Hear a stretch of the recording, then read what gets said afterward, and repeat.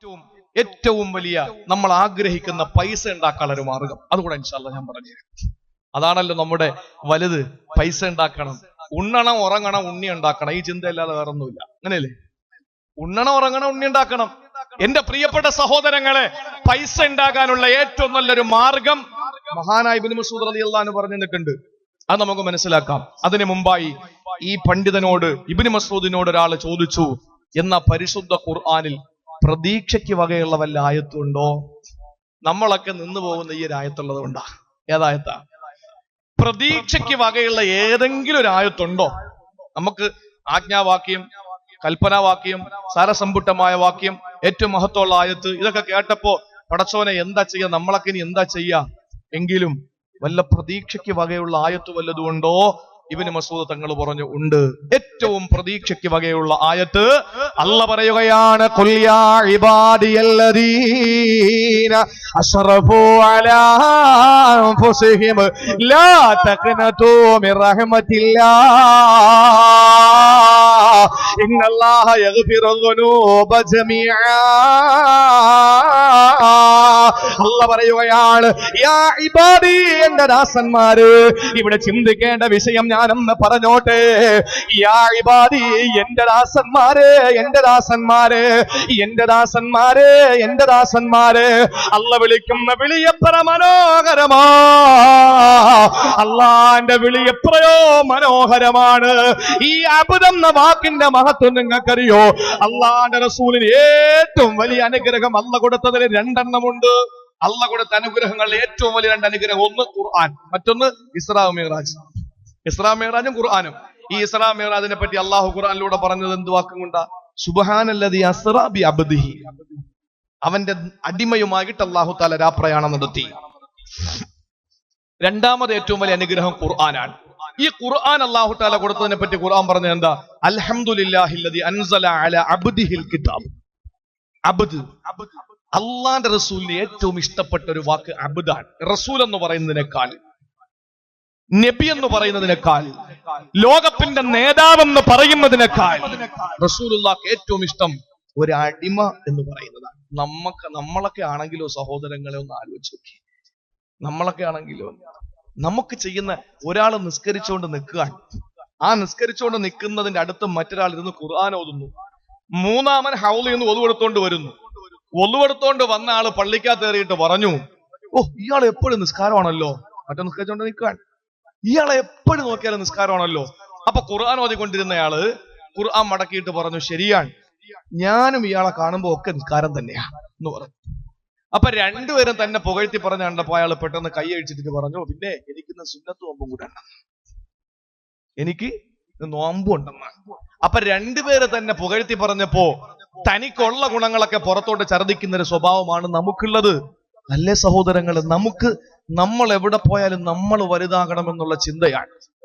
അതല്ലേ അള്ളാഹുവിന്റെ റസൂലിന് ഏറ്റവും കൂടുതൽ ഇഷ്ടം എന്തായിരുന്നു? ഞാൻ ഒരു അടിമയാണ് എന്ന് പറയുന്നതാണ് റസൂലിന് ഏറ്റവും വലിയ ഇഷ്ടം. ആ വാക്ക് അല്ലാഹു തആല ഖുർആൻ കൊടുത്തപ്പോ പറഞ്ഞ വാക്ക്, ഇസ്രാ മിഅ്റാജ് കൊടുത്തപ്പോ പറഞ്ഞ വാക്ക്, അതേ വേഡിൽ ഒരു മാറ്റവും വരുത്താതെ അല്ലാഹു തആല പാപം ചെയ്യുന്ന നമ്മളെ പറ്റിയും വിളിച്ചു. നിങ്ങൾക്ക് മനസ്സിലാകുന്നുണ്ടോ? നബിതങ്ങൾക്ക് ഏറ്റവും വലിയ അനുഗ്രഹം എന്ന് പറഞ്ഞാൽ ഖുർആനും ഇസ്രാ മിഅ്റാജുമാണ്.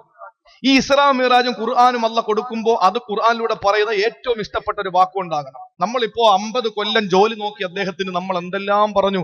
അദ്ദേഹം 50 കൊല്ലം നിസ്വാർത്ഥമായ സേവനം അനുഷ്ഠിച്ചു, ഇഖ്ലാസോടുകൂടി പ്രവർത്തിച്ചു എന്നൊക്കെ പറഞ്ഞ് അദ്ദേഹത്തിന് ഇഷ്ടപ്പെട്ട, അല്ലാതെ അയാൾ 50 കൊല്ലം ജോലി നോക്കി എന്നാണ് നമ്മൾ പറഞ്ഞത് അല്ല. അപ്പൊ അദ്ദേഹത്തിന് മഹത്വം കൊടുത്തപ്പോൾ നമ്മൾ അദ്ദേഹത്തിന് ഇഷ്ടപ്പെടുന്ന, അല്ലെങ്കിൽ അദ്ദേഹം ആഗ്രഹിക്കുന്ന, അല്ലെങ്കിൽ അദ്ദേഹത്തെ സദസ്സിൽ വെച്ച് സംബോധന ചെയ്യാൻ പറ്റിയ സഭ്യതയുള്ള ഒരു വാക്ക് പറഞ്ഞുകൊണ്ടാണ് നമ്മൾ അദ്ദേഹത്തെ അനുമോദിച്ചത്. ഇതുപോലെ ഖുർആനും ഇസ്രാ മിഅ്റാജും അല്ലാഹ് കൊടുക്കുമ്പോൾ അല്ലാഹു തആല ഏത് വാക്കുകൊണ്ട് പറയണം? നബിക്ക് ഇഷ്ടപ്പെട്ട ഒരു വാക്കുകൊണ്ട് പറയണം. ആ ഇഷ്ടപ്പെട്ട വാക്ക് അബ്ദാണ്. ആ വാക്ക് കൊണ്ട് തന്നെയാണ് വെള്ളം അടിച്ചവനെ അല്ലാഹ് വിളിച്ചത്. ആ വാക്ക് കൊണ്ടാണ് അല്ലാഹു തആല പലിശ വാങ്ങുന്നവനെയും വിളിച്ചത്. ആ വാക്ക് കൊണ്ടാണ് അല്ലാഹു തആല സീരിയൽ കാണുന്ന പെണ്ണിനെയും അല്ലാഹ് വിളിച്ചത്. എന്താ? യാ ഇബാദി, എന്റെ ദാസന്മാരെ, എന്റെ ദാസന്മാരെ, സ്വന്തം ശരീരത്തോട് അക്രമം പ്രവർത്തിച്ചു പോയ ദാസന്മാരെ, ലാ തഖ്നതു മിർ റഹ്മത്തില്ലാഹ്, അല്ലാഹുവിന്റെ ഔദാര്യത്തോട് നിങ്ങൾ നിരാശപ്പെടരുത്. നിങ്ങൾ ഒരിക്കലും നിരാശപ്പെടാൻ പാടില്ല. ഞാൻ അത്ര കഠിന ഹൃദയനൊന്നുമല്ല. എന്റെ മുമ്പിൽ വന്നിട്ട് യാചിക്കുന്ന ഒരാളെ കൈത്തട്ടിക്കളയാൻ ഞാൻ ആളല്ല. ദുനിയാവിലൊരു പ്രതി തെറ്റു ചെയ്താൽ, കുറ്റം സമ്മതിച്ചാൽ അവന് ശിക്ഷ ഉറപ്പാണ്. ഇല്ലേ?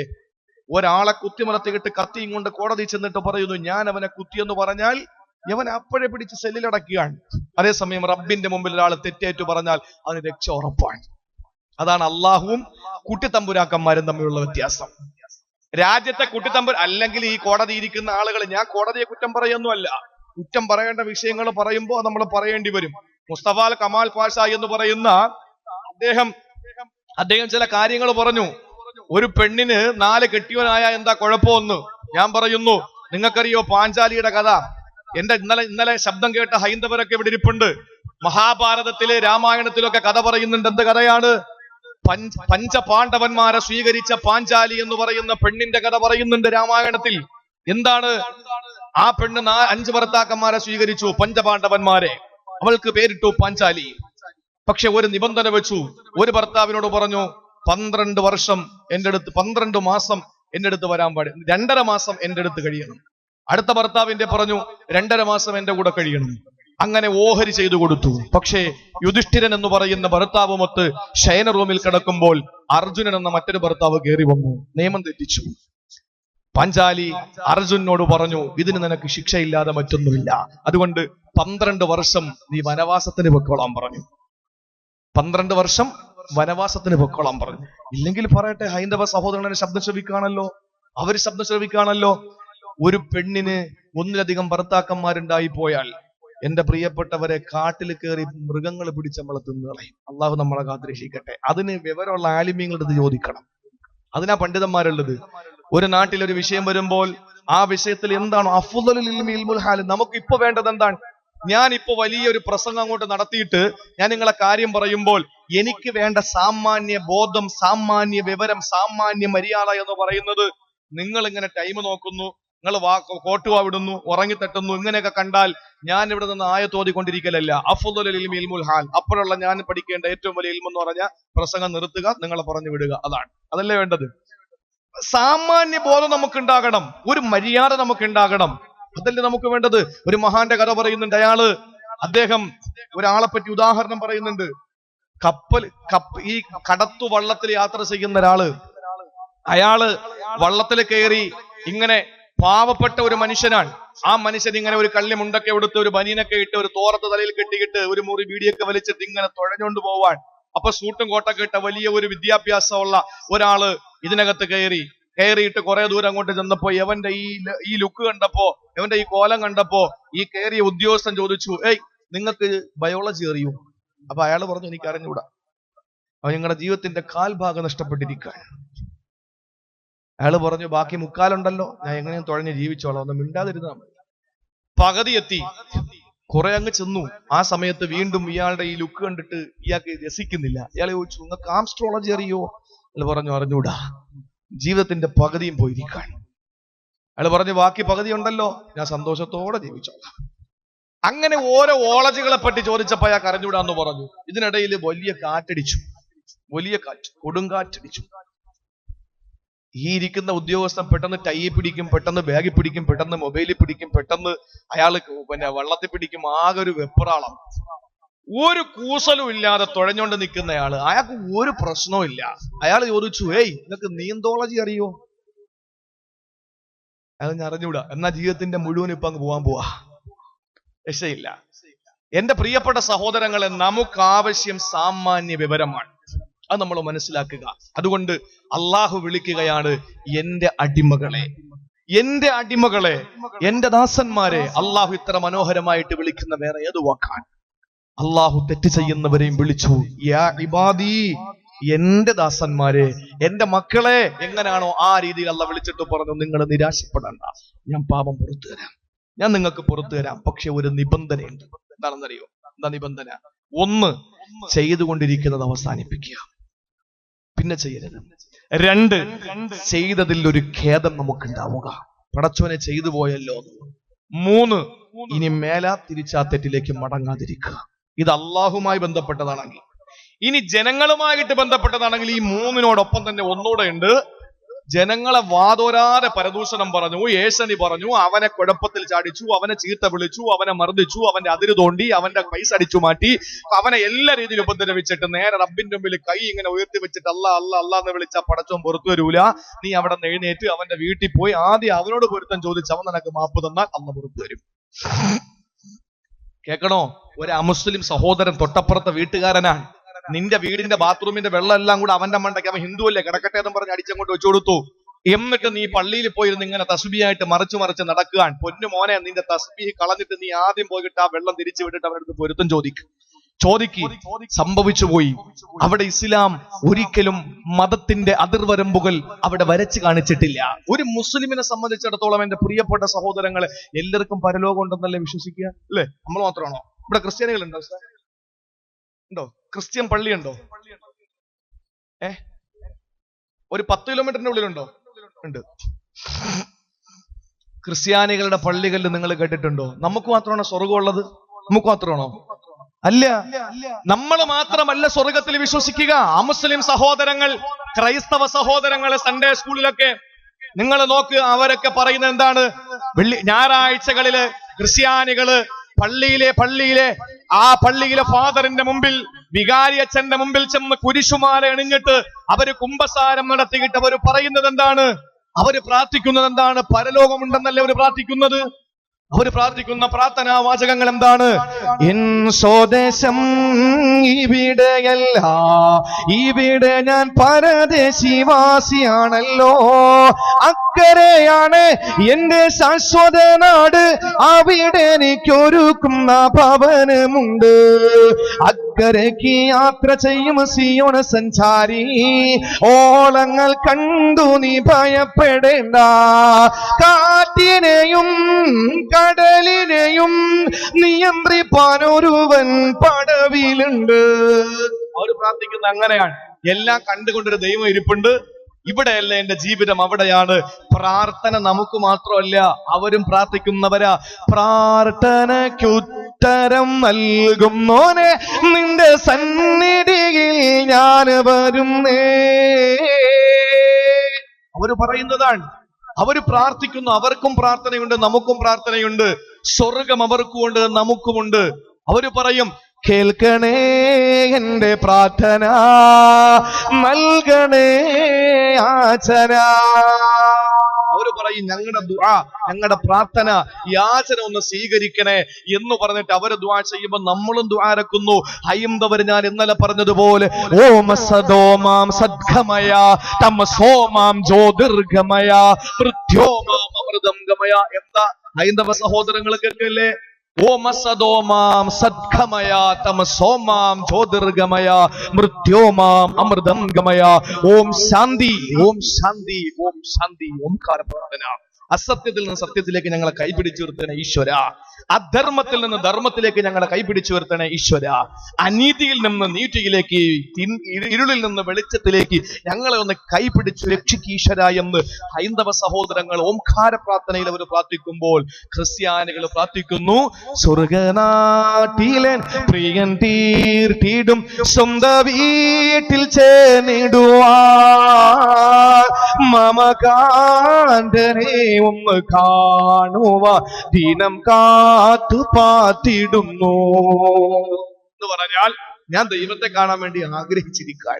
നമ്മളാണെങ്കിലോ അല്ലാഹുമ്മ അജ്ർനാ മിനന്നാർ, അല്ലാഹുമ്മ റബ്ബനാ തഖബ്ബൽ മിന്നാ. അല്ലാഹുവേ, ഞങ്ങളുടെ ദുആ സ്വീകരിക്ക്, ഞങ്ങളെ നരകത്തിൽ നിന്ന് രക്ഷപ്പെടുത്ത്, ഞങ്ങളെ ഇരുളിൽ നിന്ന് വെളിച്ചത്തിലേക്ക് കൊണ്ടുവാ. എല്ലാ മതങ്ങളും പറയുന്ന ഒന്ന് തന്നെയാണ്. എല്ലാവരുടെയും രക്തം ചുവപ്പ് തന്നെയാണ്. എല്ലാവരുടെയും നാവ് തന്നെയാണ് രുചിക്ക് അറിയിക്കുന്നത്. എല്ലാവരുടെയും കണ്ണ് തന്നെയാണ് കാഴ്ച അറിയിക്കുന്നത്. എല്ലാവരുടെയും ശ്രവണപുടങ്ങൾ തന്നെയാണ് കേൾവി അറിയിക്കുന്നത്. എല്ലാവരുടെയും ശരീരത്തിന്റെ തൊലി തന്നെയാണ് സ്പർശനശേഷി അറിയിക്കുന്നത്. പിന്നെ എവിടെയാണ് എന്റെ പ്രിയപ്പെട്ടവരെ അവരുടെ വിശ്വാസം? ചിലർ വിശ്വസിക്കുന്നു ഇന്നതാണ് ശരി, ചിലർ വിശ്വസിക്കുന്നു ഇന്നതാണ് ശരി, ചിലർ വിശ്വസിക്കുന്നു ഇന്നതാണ് ശരി. എന്തിനാണ് തമ്മിലടിക്കുന്നത്? മതങ്ങൾ മനുഷ്യനെ അടുപ്പിക്കാനാണ്, അടിപ്പിക്കാനല്ല. അത് മനസ്സിലാക്കുക. അതുകൊണ്ട് ഞാൻ അറിഞ്ഞെടുത്തോളം കണ്ണൂർ ജില്ലയാണ്, എന്തു പറഞ്ഞാലും പേടിക്കേണ്ട ജില്ലയാണ്. പക്ഷേ ഞാൻ ഈ നാടിനെ പറ്റി മുഴുവനായിട്ടൊന്ന് പഠിച്ചു. ഈ നാട്ടിൽ ഹൈന്ദവനും ക്രിസ്ത്യാനിയും മുസൽമാനും സന്തോഷത്തോടെ കഴിയാൻ അള്ളാഹു നിലനിർത്തി തന്ന് അനുഗ്രഹിക്കുമാറാവട്ടെ. ഇവിടെ ഏതെങ്കിലും ഒരു മുസ്ലിം വീണുപോയാൽ, പള്ളിയിൽ നിന്ന് ഇറങ്ങുമ്പോൾ ഒരു മുസ്ലിം തളർന്നു വീണാൽ, അമ്പലത്തിൽ പോകുന്നവന് വണ്ടി എടുത്തുകൊണ്ടിട്ട് പോകണം. അമ്പലത്തിൽ പോയിട്ട് വരുന്നവന് മറിഞ്ഞു വീണാൽ ചർച്ചിൽ നിന്ന് ഇറങ്ങി വരുന്നവൻ രക്ഷപ്പെടുത്തണം. അങ്ങനെയാണ് മനുഷ്യന്. പിന്നെ പരലോകത്ത് ഇവിടെ എല്ലാവർക്കും ഒരുപോലെ, പരലോകത്ത് നല്ലതാര് ചെയ്തു അവരവരുടെ വിശ്വാസം അവരവരുടെ രക്ഷിക്കും. എന്റെ പ്രിയപ്പെട്ട സഹോദരങ്ങളെ, ഇസ്ലാം പറയുന്നു ഇസ്ലാമാണ് ശരിയെന്ന്. കാരണം അള്ളാഹുവിന്റെ ആയത്തുകളും ഹദീസുകളും റസൂലുള്ളാഹിന്റെ ഹദീസുകളും മുൻനിർത്തിയിട്ട് നമുക്ക് വിശദീകരിക്കാൻ കഴിയും. അതുകൊണ്ട് എന്റെ പ്രിയപ്പെട്ട സഹോദരങ്ങളിലേക്ക് പറയാനുള്ളത്, തമ്മിലടിക്കാതെ ഈ ഒരു മതേതരത്വം, ഈ ഒരു പരസ്പരമുള്ള സാഹോദര്യം അത് നിലനിർത്തണം. അള്ളാഹു തൗഫീക്ക് നൽകി അനുഗ്രഹിക്കുമാറാവട്ടെ. അത് നമ്മുടെ പ്രിയപ്പെട്ട മക്കളിലൂടെ പകർന്നു കൊടുത്ത് നാളെ ഏറ്റവും വലിയ മതേതരത്വത്തിന്റെ നിലയ്ക്കാത്ത ശബ്ദമായി കാങ്കോൽ എന്ന് പറയുന്ന ചെറിയ ഒരു ഗ്രാമം മാറി ഈ ജില്ലയ്ക്ക് തന്നെ ഒരു വലിയ നഷ്ടപ്പെട്ടു പോയ പേരുദോഷത്തിന്റെ ഒരു പേര് തിരിച്ചുവരവിനുള്ള ഒരു രംഗം നമ്മളാൽ ഉണ്ടാക്കിയെടുക്കണം. അള്ളാഹു തൗഫീക്ക് നൽകി അനുഗ്രഹിക്കുമാറാവട്ടെ. എന്റെ സഹോദരങ്ങളെ, ഈ വലിയൊരു മഹാൻ മരിക്കാൻ കിടക്കുകയാണ്. ഞാൻ ചുരുക്കുന്നു, സമയം ഇനി 5 മിനിറ്റ് പ്രസംഗത്തിന് എനിക്കുള്ളൂ. മരിക്കാൻ കിടക്കുകയാണ്. ആ സമയത്ത് അന്നത്തെ ഖലീഫ ഉസ്മാൻ റളിയല്ലാഹു അൻഹു സക്കറാത്തിന്റെ ഹാലിൽ കിടക്കുന്ന ഇബ്നു മസ്ഊദ് തങ്ങളെ കാണാൻ വേണ്ടി പോയി. ഇനി നിങ്ങൾ ശ്രദ്ധയോടെ കേട്ടോളി. ഇബ്നു മസ്ഊദ് റളിയല്ലാഹു തആല അൻഹു സക്കറാത്തിന്റെ ഹാലിലാ. ആ സമയത്ത് ആ നാട്ടിലെ ഖലീഫ ഉസ്മാൻ ഇബ്നു അഫ്ഫാൻ റളിയല്ലാഹു അൻഹു കാണാൻ ചെല്ലുകയാണ്. അവിടേക്ക് ചെല്ലുന്ന സമയത്ത് സക്കറാത്തിന്റെ ഹാലിലാ കിടക്കുന്നത്. ആ സമയത്ത് ഉസ്മാൻ തങ്ങൾ ഖലീഫയല്ലേ വന്നിട്ട് ചോദിക്കുകയാണ്, അല്ലയോ അല്ലയോ ഇബ്നു മസ്ഊദ്, നിങ്ങൾ മരിക്കാൻ കിടക്കുകയല്ലേ, വല്ല ആഗ്രഹവും നിങ്ങൾക്കുണ്ടോ? എന്തെങ്കിലും ആഗ്രഹം നിങ്ങൾക്ക് പറയാനുണ്ടോ? ആ സമയത്ത് ഇബ്നു മസ്ഊദ് പറഞ്ഞതെന്നറിയോ? മരിക്കാൻ കിടക്കുന്ന ഇബ്നു മസ്ഊദിന്റെ ആഗ്രഹം പറയുകയാ, ഇന്ന് മക്കളുടെ മുമ്പിൽ, മരുമക്കളുടെ മുമ്പിൽ, പേരക്കുട്ടികളുടെ മുമ്പിൽ, അരിയന്മാരുടെ മുമ്പിൽ, കുടുംബക്കാരുടെ മുമ്പിൽ, തറവാട്ടിൽ കിടക്കുന്ന ഉപ്പാ മരണവുമായി ബന്ധപ്പെട്ട് കാലുകാലോട് മുട്ടിയുരുമുമ്പോ, കണ്ണിനോട് സലാ പറയുമ്പോ, ഈ ലോകത്തുള്ള ജീവിതം പൂർത്തിയാക്കിയിട്ട് പരലോകത്തിന്റെ പ്രഥമ കവാടമായ ഖബറിലോട്ട് പോകോ നീ തയ്യാറെടുത്ത് കിടക്കുമ്പോ നിന്നോട് ചോദിക്കുകയാണ്, എന്താഗ്രഹമാ നിനക്കുള്ളതെന്ന് ചോദിച്ചാ നിന്റെ തൊണ്ടക്കൊടികൾ ആത്മാവെത്തുമ്പോൾ നിനക്കെന്ത് പറയാനാ പെങ്ങളെ, എന്ത് പറയാനാ? ഇവിടെ ഇബ്നു മസ്ഊദിന്റെ ചാരത്ത് വന്നിട്ട് ചോദിക്കുകയാണ്, എന്താഗ്രഹമാണ് നിങ്ങൾക്കുള്ളതെന്ന് ചോദിക്കുമ്പോ ഇബ്നു മസ്ഊദ് പറയും, എനിക്ക് ഒരേ ഒരു ആഗ്രഹമേ ഉള്ളൂ, അത് അല്ലാഹുവിന്റെ കാരുണ്യമാണ്, പടച്ചോന്റെ കാരുണ്യമാണ്, എന്റെ നാടന്റെ ആ കാരുണ്യമാണ് ഞാൻ കൊതിക്കുന്നത്. ചോദിച്ചു രണ്ടാമത് ചോദിക്കുകയാണ്, നിങ്ങൾക്ക് എന്തെങ്കിലും വിഷമമുണ്ടോ, ദുഃഖമുണ്ടോ, എന്തെങ്കിലും പരിഭവമുണ്ടോ, എന്തെങ്കിലും പ്രയാസമുണ്ടോ? ആ സമയത്ത് ഇബ്നു മസ്ഊദിന്റെ മറുപടി എന്തെന്നറിയോ? ഉണ്ട് ഉസ്മാൻ തങ്ങളെ, എനിക്കൊരേ ഒരു ദുഃഖമേ ഉള്ളൂ. എന്ത് ദുഃഖമാണ്? ഉസ്മാൻ തങ്ങളോട് പറയുകയാണ്, നിറഞ്ഞൊഴുകുന്ന കണ്ണുകളാ, കണ്ണുനീരുട്ടുള്ളികളെ ചാലറ്റ് കവിൾത്തടത്തിലൂടെ ഒഴുകുകയാ. ഇബ്നു മസ്ഊദ് പറയുന്നു, ഉസ്മാൻ തങ്ങളെ, എന്റെ ദുഃഖം എനിക്ക് ഒരേ ഒരു വിഷയത്തിലേ ഉള്ളൂ, അത് ചെയ്തു പോയ പാപങ്ങളില്, ഞാൻ ചെയ്ത പാപങ്ങളും ഞാൻ എന്റെ കബറിന്റെ ഉള്ളിൽ ഒറ്റയ്ക്കല്ലേ, അതുകൊണ്ട് ഞാൻ വല്ലാതെ പേടിക്കുകയാണ്.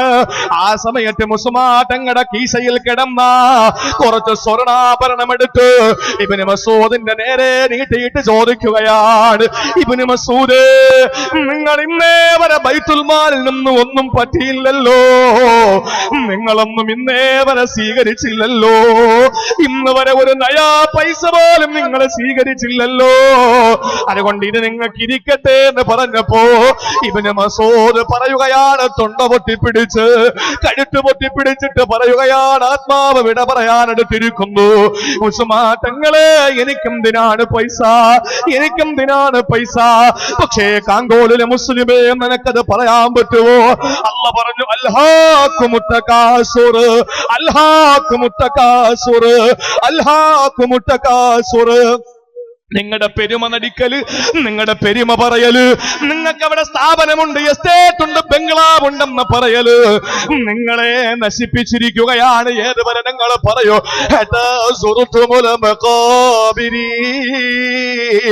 നിങ്ങളുടെ പള്ളിക്കാട്ടിലേക്ക് കൊണ്ടുവെക്കുന്നത് വരെ പറയുമെന്നാ ഇവിടെ ഇബ്നു മസ്ഊദ് ഉസ്മാൻ എന്ന ഖലീഫയോട് ചോദിക്കുകയാ, എനിക്കെന്തിനാ കാശ്, എനിക്കെന്തിനാ പൈസ, എനിക്കെന്തിനാ? കാരണം ഞാൻ മരിക്കാൻ പോവുകയല്ല.